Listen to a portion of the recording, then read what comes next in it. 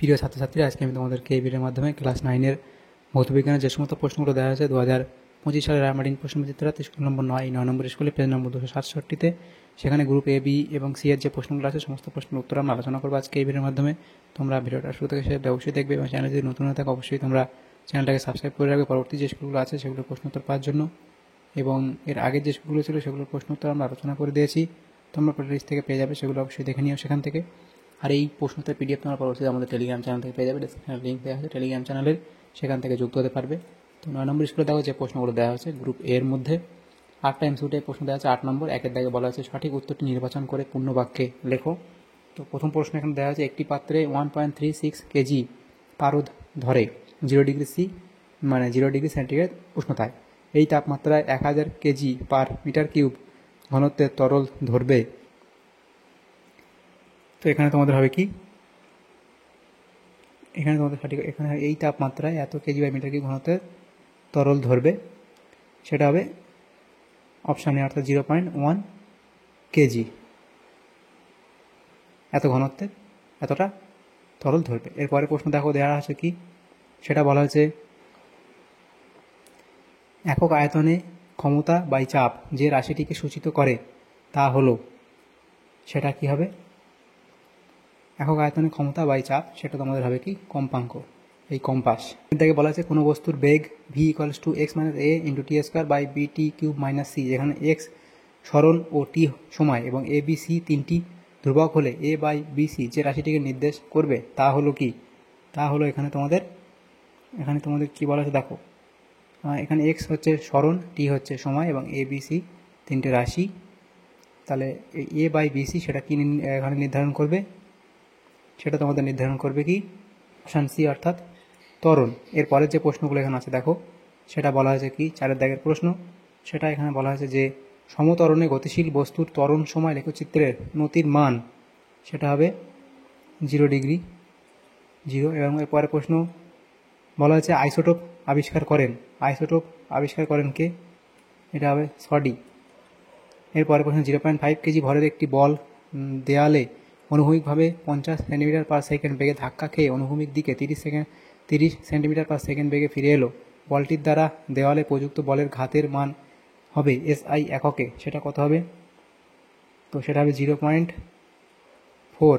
এরপরে প্রশ্ন দেওয়া হয়েছে দেখো, সেটা বলা হয়েছে কি ইলেকট্রনের ই বাই এম অনুপাত হলো 1.76 × 10⁻11 সি ইন্টু কেজি ইনভার্স। এরপরের প্রশ্ন দেখা হচ্ছে দেখো, সেটা বলা আছে প্রথম আবিষ্কৃত স্থায়ী অপারমাণবিক কণা কোনটি, সেটি হবে অপশান ডি অর্থাৎ ইলেকট্রন।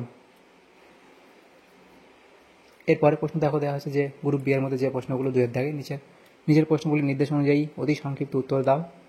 তো এই প্রশ্নগুলো তোমরা একটু চেক করে নিও। তো সেখানে বলা আছে বিকল্প প্রশ্নগুলো আগের এমসিকিউগুলো। এরপরে দেখো দেওয়া আছে বিকল্প প্রশ্নগুলো লক্ষণীয়, 7টা প্রশ্ন দেওয়া আছে 1 নম্বর করে 7 নম্বর।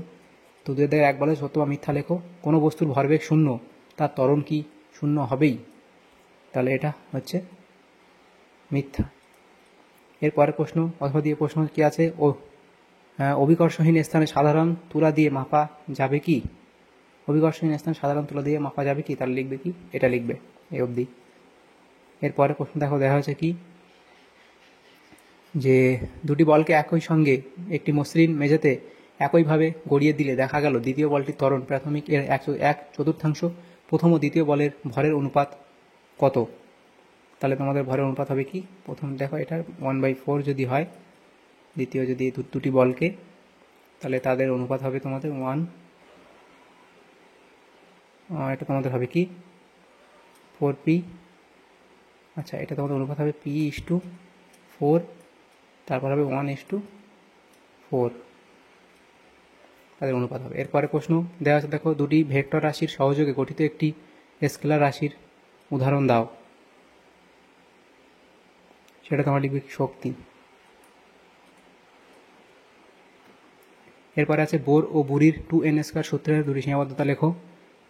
তো এই প্রশ্নগুলো তোমরা চেক করে নিও। তো দেখো 4 দাগের প্রশ্নটা দেওয়া হয়েছে যেটা, তো এই সীমাবদ্ধতা 3টে এখানে দেওয়া আছে, লিখে নেবে। এরপরে প্রশ্ন ছিল কি সুস্থির কক্ষপথ বলতে কী বোঝায়, সেটা এখানে লিখবে, যে সুস্থির কক্ষপথ বলতে কী বোঝায় সেটা তোমরা এই অবধি লিখবে। তারপরে আছে যে কোনো একটি পদার্থের ঘনত্ব এত কেজি পার মিটার কিউব হলে গ্রাম পার লিটার এককে ঘনত্বের মান কত হবে। তো এটা তোমরা কী করে করবে, দেখো আমরা কি জানি 1 কেজি সমান কি 1000 গ্রাম এবং 1 মিটার কিউব সমান কি 1000 লিটার। তাহলে এখানে যেটা বলা আছে আমাদের কি 13.6 কেজি পার মিটার কিউব, তাহলে 13.6 কেজি পার মিটার কিউব সেটা আমাদের লিখলে কী হবে, তাহলে হবে এটা 13.6 ইন্টু কেজির জায়গায় লিখবো কত আমরা 1000 গ্রাম এটা লিখলাম, এবং মিটার কিউবের জন্য নিচে আমরা দিলাম কি 1000 এল হবে, এবং এটা কাটাকুটি করলে 1000 কেটে যাবে, গ্রাম পার লিটার পড়ে থাকে কত, তাহলে 13.6 গ্রাম পার লিটার পড়ে থাকবে। তাহলে এটাই হবে উত্তর, 13.6 গ্রাম পার লিটার।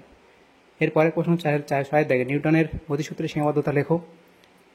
সেগুলো এখানে লেখা আছে, লিখে নেবে। এরপরের প্রশ্নগুলো দেখো, গ্রুপ সি এর যে প্রশ্ন সেটা প্রথম ছিল প্রশ্ন কি 3 দাগের, সাধারণ তুলাযন্ত্রের সাহায্যে বস্তুর ভর পরিমাপ করা হয়, ওজন পরিমাপ করা যায় না, ব্যাখ্যা করো। তাহলে দেখো এখানে তোমরা এটা করবে 3 দাগের 1 প্রশ্ন, ব্যাখ্যা তোমরা দেবে, দিয়ে অবধি লিখবে। এরপরে দ্বিতীয় প্রশ্ন ছিল কি তোমার মাপনী চোঙের মুখের চেয়ে বড় আকারের পাথরের আয়তন ওই মাপনী চোঙের সাহায্যে কীভাবে নির্ণয় করবে সেটা দেখো, এভাবে তোমরা লিখবে।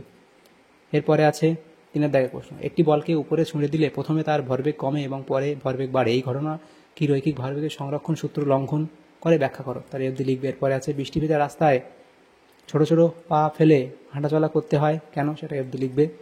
এরপরে রকেটের কার্যনীতি ব্যাখ্যা করো, তার রকেটের কার্যনীতি লিখে অবধি তোমরা লিখে দেবে। এরপরে প্রশ্ন আছে অথবা দিয়ে প্রশ্ন ছিল বেগ শূন্য অথচ ত্বরণ বর্তমান এমন একটি ঘটনার উদাহরণ দেবে এবং ব্যাখ্যা করবে, এই অবধি লিখবে। এরপরে আছে মৌলের পারমাণবিক ভর ও একটি মৌলের পারমাণবিক ভর ও একটি পরমাণুর ভর বলতে কী বোঝায়, উদাহরণ সহযোগে বোঝাও, সেটা উদাহরণ দেবে। এরপরে প্রশ্ন দেওয়া আছে দেখো, অথবা দিয়ে প্রশ্ন ছিল মৌলের পারমাণবিক ভর ভগ্নাংশ হয় না কেন, ব্যাখ্যা করো, অবধি লিখবে।